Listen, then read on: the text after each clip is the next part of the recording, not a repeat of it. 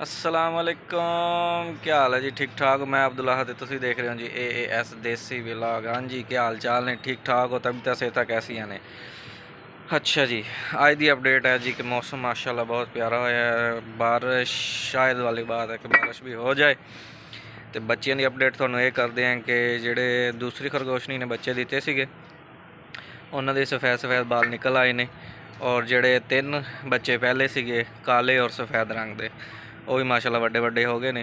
वो भी तुहानूं दिखाने हैं जी तो क्या पोजीशन है उन्होंने। तो अज की वीडियो करते हैं जी असीं स्टार्ट। हाँ जी, इन्होंने असीं खोल दिए जी, इन्होंने डाल देने जी घास। जैनब हमारी जो काम कर रही है, सफाइयाँ कर रही है। जैनब क्या कर रही हो? सफाई कर रही हो? हाँ जी, सफाई कर रही है जैनब। और इन्होंने जोड़ा ना असीं खलारा डला हुआ है।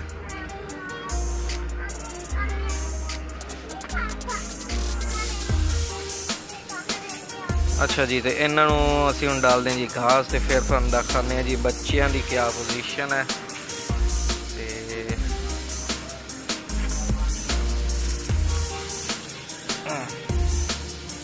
आ जाओ भाई।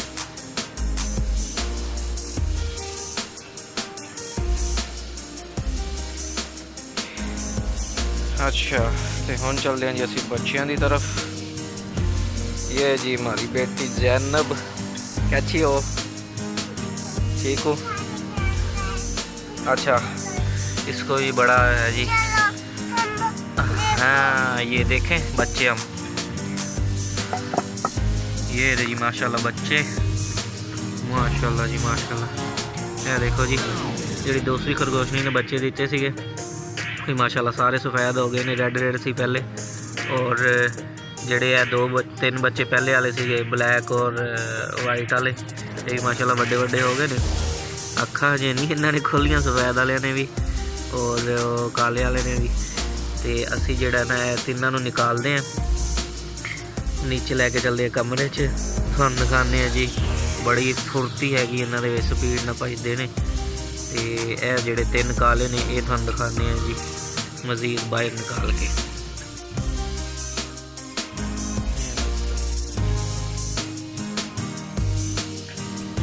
माशाल्लाह तो वड्डे वड्डे हो गए ने।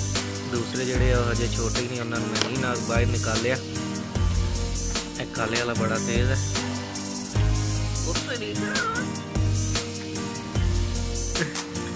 बड़ा तेज़ है। टोकरी जो बाहर एक बार निकल गया था, माता इन्हूं पकड़िया। अभी भी अखा इन्होंने बंद की हैं ये पूरी तरह माशाल्लाह, कोई अखा नहीं खोलियां इन्होंने, थोड़ी सी खोली है। नहीं लेके 10-15 दिन तक जोड़ा ना ये पिंजरे जो खुद ब खुद हम बाहर आ जाया करेंगे। ठीक है जी।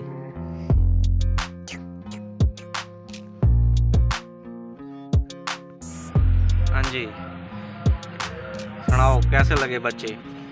बड़ा तेज़ भजते ने। टोकरी तो बगैर रखे थे पहला तो बैड के उपर, तो भज गए थे, एक साइड मसा पकड़े है। तो माशाल्लाह ये भी वड्डे हो गए ने तीनों, और अखा किसी ने भी नहीं खोलियां। दूसरे नंबर पर जोड़ा है ना तुहानूं दिखाने हैं पिंजरे की हालत है। पिंजरा जी तूड़ी वगैरह खिलार दी है। मौसम भी माशाल्लाह बहुत प्यारा वा।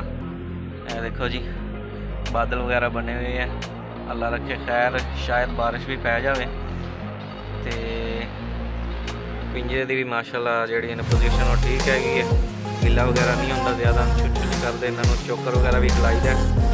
सर्दियों का मैं ही तो यही कहूँगा बेस्ट इन्हों की खुराक यही है कि इन्हों छिलका और चोकर खिलाओ, थोड़ा घास खिलाओ, और बस थोड़ी बहुत इन्हों 1-2 रोटियां जड़ियाँ ना हो घी वालियां या सुक्कियां रोटियां भी खिला दिया करो। वीडियो साड़ी पसंद आई हो तो चैनल को लाइक और सबसक्राइब लाजमी कर देना है जी। सुनाओ कैसी वीडियो लगी, कैसी पोजीशन है जी बच्चों की, कमेंट्स करो। प्यारे लगे बच्चे। अल्लाह हाफिज़।